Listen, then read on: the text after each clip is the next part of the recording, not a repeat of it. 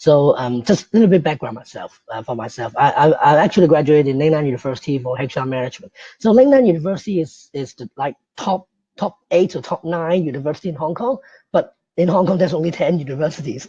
So basically it's not really top university.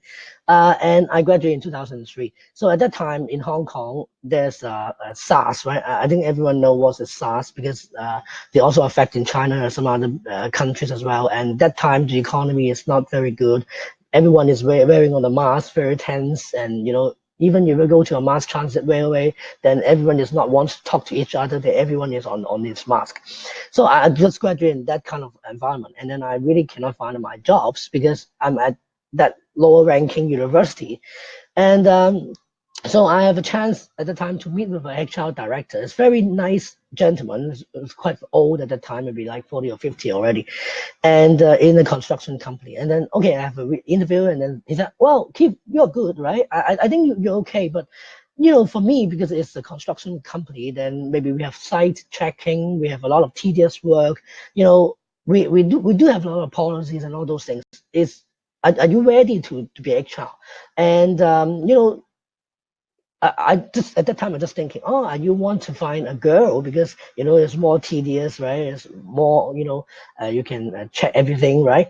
And then I said, okay, so I think you are more suitable to become a sales because you mentioned to me you like to meet people, you like to to do whatever you want, right? To speaking or whatever. So why don't you just become sales? And then he kindly like reject me for this offer, and I was like, I barely able to find a place which is quite nice, and then I would like to start off like HR assistant at the time, but I still cannot get a chance to be rejected. And then I take the advice like doing the sales role because my brother and my father is also doing sales and they have their own company. So I just try, applied like 3 times, 4 times. I worked there for a few months and then, I screwed up again. And, because I'm not a really salesperson, I can't sell anything. So that's the problem. But anyway, later on, I a little bit changed myself, and then I able to land a very good job, which is in a very niche space called dental professional marketing. So I joined this company. I'm sorry that the background, the one is called dentine hypersensitivity. That is one of my first job, which is GlaxoSmithKline. Maybe as you may know that GSK, they're like top 3 pharmaceutical company in the world. They're having Panadol. They're having a lot of fast-moving consumer goods. They have a lot of good medicines as well. So at the time they have a dental products called Sensodyne, which is helping the sensitive teeth, and well. I mean, that it's quite nice because it's a big company, there's a lot of trainings, and then in Hong Kong, I think dentist population is like 1,200 only. So a very good relationship with them, and then I really know the market, really know how it works. So it also gave me a chance to headhunt to another company. It's called Colgate. And this is the happiest and longest company that I worked. It's like 3 years and 8 months, and it's very, very good. I can because that time they don't have this team, so I'll build up the team, and then I will do everything to try to utilize what I know to engage the professional, and then the dentist try the products and yeah, it's good, and then they will recommend a patient, and the patient will later on have to buy in the retail channels, like I don't know everyone heard of Watsons, Mannings or whatever, that health and beauty channels, or supermarkets or even convenience store. They will go out to buy that. And so what I did is actually like helping the global team, global or Asia team as well. I'll be traveling to different countries in Asia, India, Malaysia, Singapore, Philippines, whatever, to join the events, organizing lectures, symposiums. And then what I do in Hong Kong is also very easy because I don't have to work a lot in office, as I only have to attend office on Monday, Wednesday, and Friday morning. And so every other time I just on the field, visiting the dental clinics, and then talking to the nurse, talking to the dentist, how are you, giving them samples. It's like, okay, they're very welcoming because I give them, free products. So this is how I do. But because I have a lot of free time, so that's why what I want to do is advance my career, because I can never make the products like toothpaste and then selling to everyone in the world, right? There's only some other products called Oral-B, right? but OB they don't have any teams like that. So anyway, I would like to advance my career, and the only way is like having more interviews and then trying to change my career because dentist field is really really niche.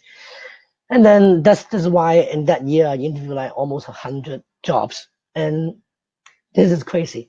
But I think I still sometimes I know what's the requirements, and then I know what whenever I receive offer, I may not really wants to change my job because this is really really good. I've got a lot of free time, and I've studied my master's degree as well.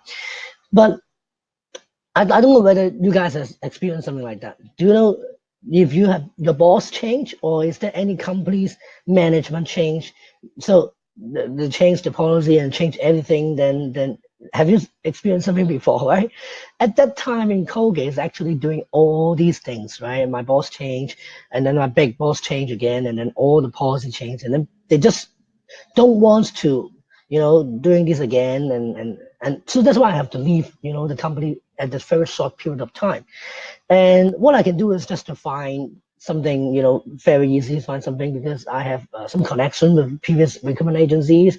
And but sometimes it's crazy because whenever you need a taxi, then you can't find it, right? Sometimes you don't need any taxi, then you can see a lot of taxi in the street, right? That's the same thing happen.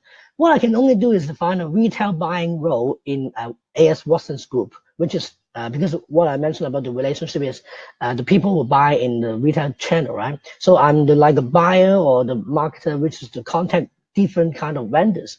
But this is not an ideal role. And then that time I also got a very good interview, which is for Listerine. Listerine, the company is called Johnson & Johnson. Well, it's very good. And then I find out that the hiring manager is one of my ex-colleagues in Colgate. And then I worked with her before in some marketing projects.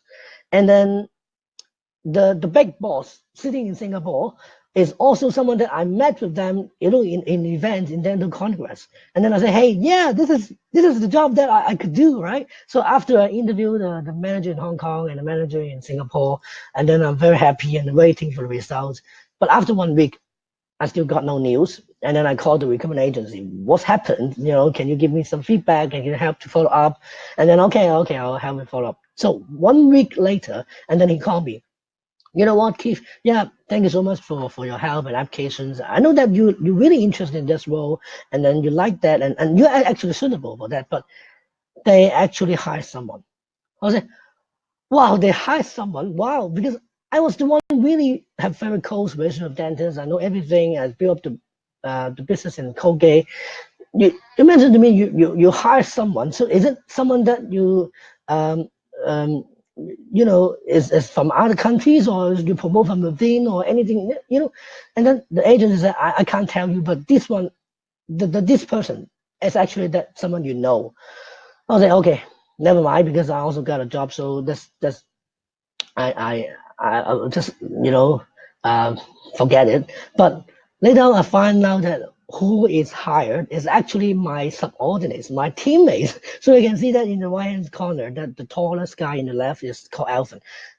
They hired him, and then I was like thinking, why? Because why you have to hire him? He just got 1 year's experience with me, and that's why I think it's quite interesting in recruitment is that what is suitable candidates means, and how's the process, and what is recruitment really need. So I'm just thinking recruitment is always able to help people, always is interesting that everyone's about the series, about the history, about the salary. But for this, like, it's very shock to me. I just want to find something to hide myself.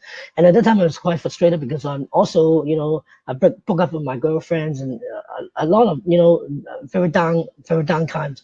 But they hire my subordinates only 1 year's experience. It's just crazy. So what I want to do is I want to become a recruitment consultant, and then you know the job in AS Watson is not good as well because they are quite traditional company. They're bureaucratic. They're Chinese based. They just don't care about what you do. They just want the results, and then they don't give you anything. They have no resources, and then you don't talk to the boss, and then you don't have any plans. Quite messy at that company as well. So I just interview a lot of companies about recruitment agency's role. And then I interviewed like Michael Page, like 6-round interviews, and then with 3 directors as well, and I still got no feedbacks. But luckily, I got someone who wants to hire me. This is my mentor, my Sifu. So he's one of the artist husbands in Hong Kong. Well, it's quite famous. And also, I later on do some Google searches. He's the top 100 men in Hong Kong that were very good were very good, and then have very good lifestyles. And then he's also have business in like bar and restaurants and some other investments. So recruitment, of course, is his core business, but he also have some other things that sustain him. So this guy is actually really helping me, and don't mind that I'm like just selling toothpaste, and teach me everything about recruitment, about how to dress, about how to deal with people. And he said that, okay, Keith, if you can stay for him for 6 months, then you should be a very good recruiter, because he's got experience in UK, which UK is a lot more competitive than Hong Kong, and he can build something from scratch. He can go a lot of team and build a lot of revenue. So I trust him. But at that time, when I have my LinkedIn profiles created, because he asked me to do that, and then after 2 months, I got agency, directors to contact me that they wants me to work there, and then I changed. Okay, so obviously I didn't contribute anything to this good person, Philip Lee. That company is called My Manpower Professionals, and then the time that the directors is Ian Stockton and called me directly that, hey, okay, here's the MNC roles. Here we got more clients for you. So, because in a small boutique search firms, what you can only do is like doing more on like researching people, doing the candidates call, and you're not really earning a lot of money. But you've got the skills like cold calling, headhunting. For example, if you give me a numbers like 9, 1, 2, 3, 4, 5, 6, 7, I mean the telephone numbers to call, and then I'm able to really dig out what that person is doing, what's the salary, or even what's the team size and the boss name. I can do that, right? Which is really the recruitment skills, but I don't really have a lot of clients to follow. So that's why I changed to MNC, and I really think that Manpower is like top 3 company in the world, right? So that's why I joined that, and I never disappoint that director as well, because I did like 28 placements and like 2 million Hong Kong dollars billing revenue, and it's the top biller, and then it's also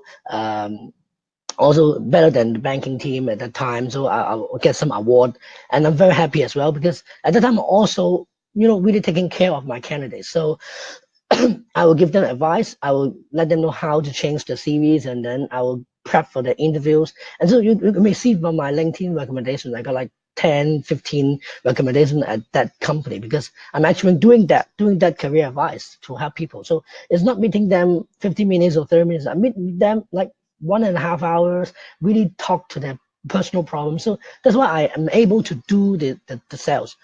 But later on, yes, I actually found out that it's really sales role, because as an intermediate or as a consultant, what we can do is only providing some values to a candidates. But at the end of the day, a lot of things that we cannot control. We cannot, we don't know what the client is doing. We don't know what's about the role.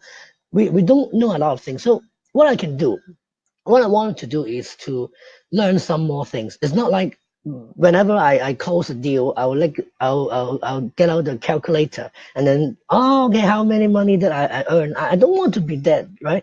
Although I'm very happy, even though I got some like 6 figures commissions that I received at that month. I'm really happy, but I really want to learn more. And then so I go to LinkedIn to do some research again. And then I found that there's a lot of recruiters, they joined in-house, they moved them because for example, the IT industry, the banking, or even at that time, the retail industry, they would like recruiters to join the company because, for example, they have a lot of hiring, they have a very unique requirements, and then the IT is not very easy to find people. So they really want someone to do IT recruitment at that company. And then for me, it's eye-opener because when I first graduated, I was rejected HR role. So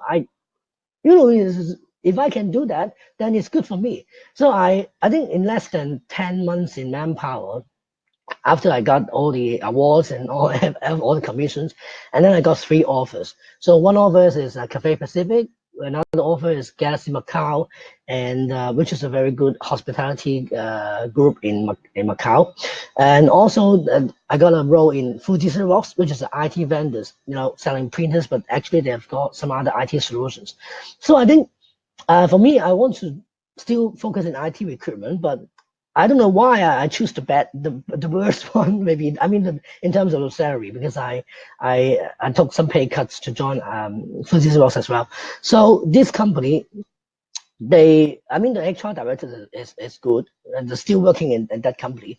And she told me a lot about HR business partnering, what we can do, and we can help the business. So I would like to learn those skills, and that's why that's why I joined Fuji Sales. And then I really did a good job. I mean, in terms of the first 3 months, I helped them to find like 25 salespeople, the IT salespeople. And then the sales directors one day comes to me on my desk and say, "Hey, Keith, well, you're good. You know what? I'll tell you a secret. I worked in this company for 9 years. I never filled every roles in my sales team. You're the first guy to do that, and you really help us. So what how can you do that? So something like that. I was really happy that I can help the business to find those people. But then actually I did not pass the probation. I screwed up everything in this company. You know why? Because I'm not a good HR. I just, I'm good helping the managers, I'm good finding the candidates, but I'm just, totally bad on all the process, all the compliance, and I don't know the policies, and I don't know how to, work with the compensation and benefits team, and I don't know how to do the salary proposal and all those things, and I don't know how to, find the recruiters help and everything. It's a lot of tedious work. It's really, and then they don't think that I can do the contract. I can do a lot of admin work, and that's why they don't think I meet up with their performance. But it's also something shock to me, because I help people to help the managers to find people, but on the other hand, I really screwed up something in HR. So for me, I think the interesting thing is, if you work for in HR, you got different perspectives. You know what HR is doing, and but there's also similar things. The similar things is you still cannot find very good people, because, for example, if you're recruitment agencies, you may mention it's like a last resort. The companies cannot find anyone, and then they will pass to the agency. It's very hard to fill role, right? So only what you can do is like LinkedIn, your database, your connections, and everything. But in terms of, if you are working for a good company, or even a bad company, you're still getting those CVs, because, for example, you post in JobsDB or JobStreet, maybe in Singapore, or Indeed, then you've got the same pool of candidates. So that's why in-house is also very hard to find people, and they need to go out to find agencies, and there's not a lot of CVs that they can receive. So this is something that I know. And fast forward today, I mean, after I screwed up the role in Fuji Xerox, and then I go back to Manpower, because I did perform at that time, but then they changed the brand to Express, and then they also wants to do higher salary and higher ranking people, which is more than 1 million, 2 million people, and then they want me to do the business development, and because they said to me that all your previous clients and candidates, we'll get someone to handle it for you, so maybe we want you to do some more, okay, so some extra things. But you know what, I'm not salespeople. Again, I don't think it's suitable, and then I can't do anything. So that's why I changed to another firm, and I learned maybe some other field, and then maybe doing a senior role or junior roles. I did change few jobs again. But then I think that, why don't I work for my own? I will have my own recruitment firm, because if I work for somebody, then I only got a little bit portion of commissions. But if I can do that myself, then obviously all the clients, candidates, and everything are on my assets. So I built up a company called People Care, and quickly it broke even like in 2 or 3 months, and then I can expand the team to like 5 people, and then I've earned very good money, and then I'm still doing like 20, 30 jobs every year.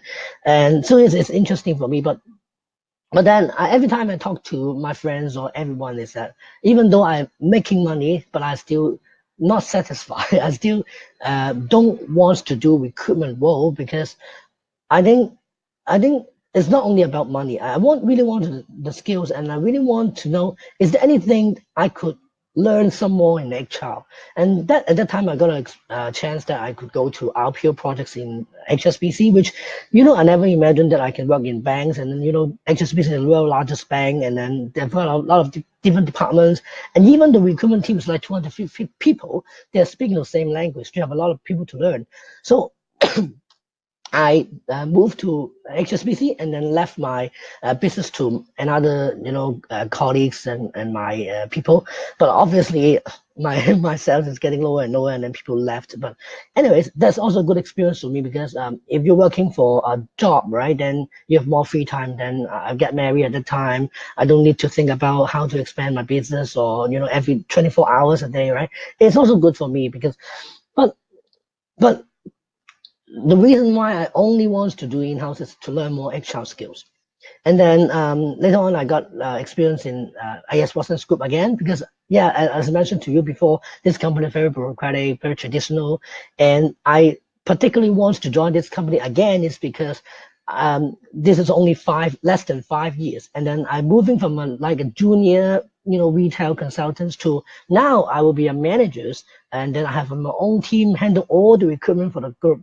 And you know what? In AS Watson's, they've got a very big, building, their own building, industrial building, and the managers will be sitting in a room with their office, very nice, and then they were sitting watching, their junior teammates is doing in front of them. So this is how this is kind of like the Chinese style, right? Watching them. So I particularly want that kind of experience. So that's why I joined AS Watson's. But of course, they do have a lot of transformation. They would like to do e-commerce. They will do some Watson's more. They have UI, UX, and a lot of new things that you can do. And then they also doing some employer branding to transform themselves. So that is also experience for me. And later on, I also got this experience to join a semi-government organizations called S3. S3 is actually doing the research like AI, big data, or fintech, and then helping companies or banks or other governments to do some new projects. So we need to find PhD or master's degree people to work for that company. But again, this is semi-government organization, so there's a lot of limitations, and then they don't have any resources for you, and then it's very rigid as well. Even every time you have to hire someone, then you have the panel interview, and panel interviews mixed with like 5 to 6 hiring managers in different departments. It's quite clumsy, but that's the way they do. And so that's why I'm thinking at that time, if I'm a candidate, I find a lot of jobs. I just rely on JobsDB, Indeed, LinkedIn. I can't find my role. And then when I'm working in recruitment agencies, I can't add value to candidates. I don't know what's happening in the client side, and we are the last resource. We can only rely on the database and connections and LinkedIn. And then even though if I'm working in in-house HR, then what I'm facing is I don't have enough CVs. I have a lot of policies dragging me on my daily work basis, and then I still have to arrange a lot of interviews and wasting the time. So what can we do to help people, to help companies or whatever, to make recruitment easier? So at that time, I'm just thinking, I would like to do something for myself and like start something. So I built up portal called nextroll.com, and you can check it out. I would like to make it like advanced version of LinkedIn, but of course, it's quite hard for me to do because I don't have a lot of resources like LinkedIn. They have a very big team. They are bought by Microsoft. And then the features in LinkedIn is really good because I'm just starting up. So I really cannot match with the technology behind. And so maybe some bugs I still have to fix. But what my idea is basically like a social media. So candidates have their own profiles and the companies have their own profiles. They can check it out themselves. So they will know more about if I apply this company, what can they do? And what's the candidates, what can they do? And then they can post, their contents. And then, of course, they can do a job posting. They can apply. And then after they apply, you can save all the database in the applicant tracking. And then, even though because it's online, you change your profile every time, every day, right? So if they change to another company, you still keep tracking them because they're already in your system, in a database. And so this is also interactive because they can have message, they can have forum, they can, they can connect to each other, and that's really good for me. A pretty cool idea, and it's like advanced version of LinkedIn. And I think this platform will be help candidates and companies. But again, sorry, I miss one more most important things is that I don't know how to promote because I'm not a sales guy as well. I know this may work, I mean, in terms of recruitment perspectives, but I don't know. I don't know how to get people registered because if you don't have a lot of companies or people registered, then the platform is only a platform. There's nothing there. So that's why when I doing this in the whole year, I was investing a lot, and then I was waiting for the babies to come out. And what I can do is only having a contract role and then working as HR professionals. So I work for UBS, and that's why I met with Havana. And I also work with some other companies. So my last role is actually called ESOP, AESOP, which is a skincare products company. They have a retail shop in Hong Kong. It's like 12 retail shops, and they got retail shops in Singapore, Malaysia, in other places as well. So this company, they actually doing retail, but you know what? At that time, what's going on in Hong Kong is they've got another social movement, which is like they're crazy. They are destroying a lot of banks, a lot of government organizations, even though some companies, the restaurants, everyone is like destroying everything in Hong Kong. So retail suffer a lot because the shopping mall is even closed and they can't do business anytime. So for example, how worse is that? I can give you pictures. For example, if every month your target is $10,000, for example, 10,000. So if there's nothing happens in social media, there's social movement. So the minimum that you can get is like at least 50, 60, 50, 60,000, right? But of course, you can also achieve your target and like 80, 90, something like that. But at that time, if you got 10,000 target, then maybe you only got like 2,000, 3,000 at your level. So it's crazy. So they can't really afford me. And then they said to me, okay, Keith, wait, why don't you just end the contract, and then I give you one more month salary, and then really thanks for your help. But then what I'm thinking, maybe it's not only me suffer from that kind of social movement. So what I did is posting something in Facebook, shooting my videos and then say, hey, I got a 30 minutes career advice, okay, because I'm working in retail and then I see a lot of people suffering from that. So what can I help you? Because I really want to help people, really wants to solve their problems. And you know what? It's also a good way that I can test what Facebook ads and how can I do social media, engagement, and see if I can get some more people to register for next roles. But it's really difficult. I don't know whether you run the Facebook ads before or you heard of something like that. So every day, then you can set your budgets like $100 Hong Kong dollars, and then you can set your targets, what kind of people that you can reach, right? So I actually need like 4 to 5 days. It's like 400 or 500 Hong Kong dollars to find one person which is interested in my 30 minutes free consultation. Well, but it's crazy. I told my wife that I need to spend money to let people to join my free sections, and then I really help them. But it's not it's not fun, right? It's not a good investment.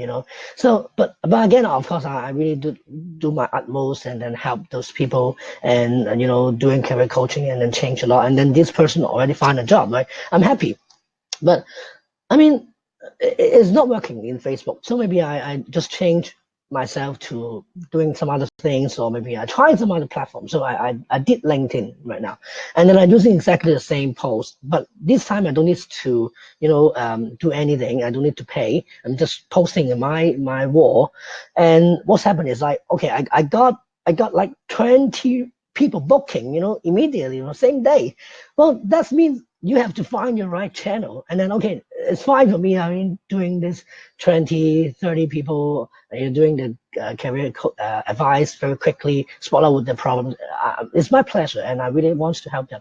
And then later on, they will also join my coaching, but it's not working because I have limited time, right? So that's why I try to make it as like a very entry level, $9.9 US, and then still people has coming to ask me to join the book, and then now I raised my price to like $97 US for 30 minutes, and still people joining. And then I've got my coaching sections, it's like around $3,000, and still people booking. So that means that there's demand, and that's also I help people. So and you can also reference to some of my LinkedIn's latest recommendations that I always help some people. They have the interviews, they've got offers, they get back their fees, they know what the mindset about HR. So this is really good for me. So that's just why my journey to recruitment and why I'm giving out career advice. And this is what I wanted to tell you about my story.